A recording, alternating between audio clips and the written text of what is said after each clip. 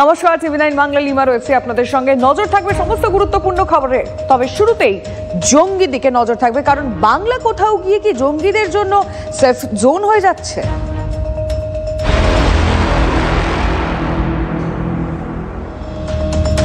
নিশ্চিন্তে আর থাকা যাচ্ছে না, কারণ ভালো মানুষের মুখোশ পরে লুকিয়ে আছে আরো জঙ্গি। কোথায় লুকিয়ে আছে, কোন পরিচয় লুকিয়ে আছে, কি তাদের লক্ষ্য, তার একটা আঁচ পেয়েছেন গোয়েন্দারা। পশ্চিমবঙ্গকে ব্যবহার করে ভারতের নাশকতার ছক যারা কষছে, যারা এখন ধরা পড়েনি, মিশে আছে সাধারণ মানুষের ভিড়ে।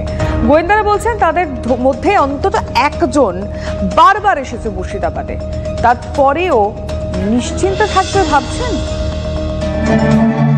অসম আর বাংলা পুলিশের যৌথ অভিযানে গ্রেপ্তার হয় ৮ আনসারুল্লাহ জঙ্গি, যাদের মধ্যে ৫ জন গ্রেপ্তার হয় অসমে, ২ জন পশ্চিমবঙ্গে আর ১ জন ধরা পড়ে কেরলে।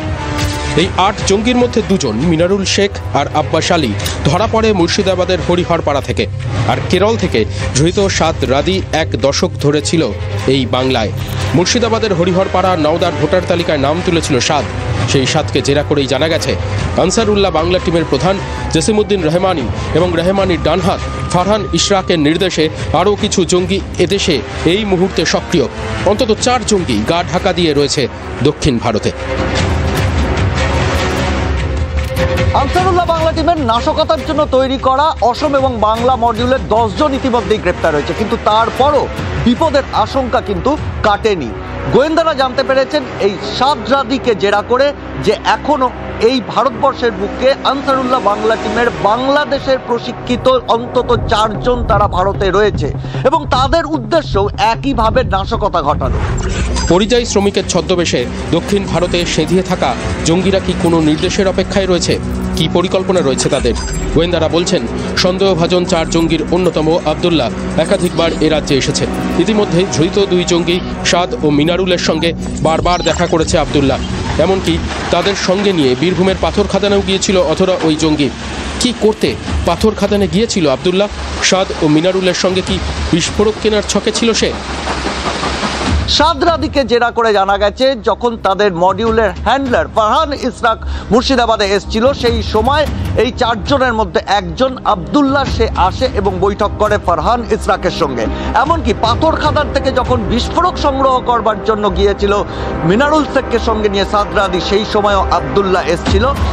তদন্ত করছে অসম পুলিশ, তদন্ত করছে এ রাজ্যের পুলিশ, কিন্তু তারপরেও নিশ্চিন্তে থাকা যাচ্ছে না। কেন? কারণ জঙ্গিরা অনুপ্রবেশ করেছে হয় অসম নয়তো বাংলা সীমান্ত দিয়ে। তারপর এ রাজ্যে তারা নিরাপদ আশ্রয় খুঁজে নিয়েছে, তৈরি করে নিয়েছে পরিচয়পত্র। যারা ধরা পড়েছে, যাদের খোঁজ চলছে, তাদের বাইরে এই মুহূর্তে এ রাজ্যে আর যে কোনো জঙ্গি লুকিয়ে নেই, তার কোনো গ্যারান্টি আছে কি? পশ্চিমবঙ্গ জঙ্গিদের জন্য একটা অভয়ারণ্যে পরিণত হয়েছে। ভারত বিরোধী কার্যকলাপ যারা করতে চায় তারা বাংলাদেশ থেকে ঢুকে মমতা বন্দ্যোপাধ্যায়ের দৌলতে তারা এই কাজ করছে। মমতা বন্দ্যোপাধ্যায় তাদেরকে পুলিশ প্রশাসন দিয়ে ইনডাইরেক্টলি প্রোটেকশন দিচ্ছে। স্থানীয় প্রশাসনের তো কিছু ত্রুটি গাফিলতি রয়েছে। ব্লক লেভেলে, পঞ্চায়েত লেভেলে, যেখান থেকে পঞ্চায়েতের সদস্যরা তাকে একটা সার্টিফিকেট দিচ্ছে, ক্যারেক্টার সার্টিফিকেট বা রেসিডেন্সিয়াল সার্টিফিকেট, সেই রেসিডেন্সিয়াল সার্টিফিকেটটা ইস্যু করার ক্ষেত্রে সতর্ক হওয়া দরকার। হুমায়ুন কবির যে জেলার বিধায়ক, সেই মুর্শিদাবাদকে কেন্দ্র করেই বারবার ভারত বিরোধী জঙ্গিদের উপস্থিতি টের পাওয়া যাচ্ছে।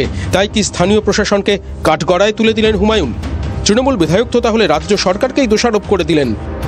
আজকে অরুণাচল প্রদেশ থেকে, পাকিস্তান থেকে, এই কাশ্মীর থেকে শুরু করে বিভিন্ন জায়গায় এখনও বিএসএফের সার্বিক ব্যর্থতায় ভারতবর্ষে যে অবাধে জঙ্গিরা প্রবেশ করছে, সেই বিষয়ে মাননীয় কেন্দ্রের প্রতিমন্ত্রী কি বলবেন সেটা সবার আগে জানতে চাই। এসবের মধ্যেই ২ জঙ্গিকে ধরেছে অসম পুলিশের এসটিএফ। যেভাবে টপাটপ জঙ্গি ধরা পড়ছে তাতে প্রশ্ন উঠছে, এতদিন এরা লুকিয়ে ছিল কি করে, কাদের মদতে? রাজনীতি কি একেবারেই হাত ধুয়ে ফেলতে পারে? সিজার মন্ডলের রিপোর্ট, টিভি9 বাংলা। যত জঙ্গি ধরা পড়ছে তত রাজনীতির